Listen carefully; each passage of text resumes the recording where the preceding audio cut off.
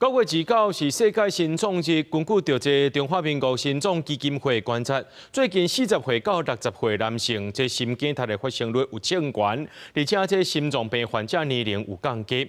这医生也提醒讲，观察少年患者上界主要是高血压和食薰造成的。若阵出现胸坎杂杂会痛，上好紧去医生看。 有专业人员辅导民众线落学习 CPR。9月29是世界心脏日，专家提醒，这阵啊出现心脏病患者年纪更加出色。40岁的病人，他是院外猝死了，他胸痛就倒下来了。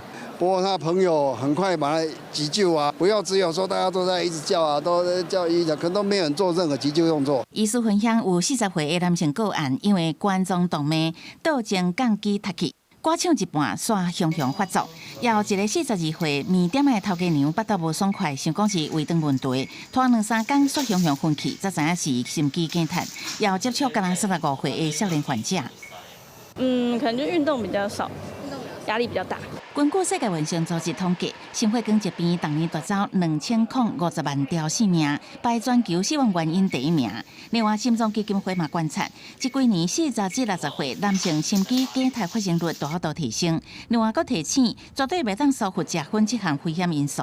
心脏上面血管发生问题，最常见的症状当然就是胸口的不舒服。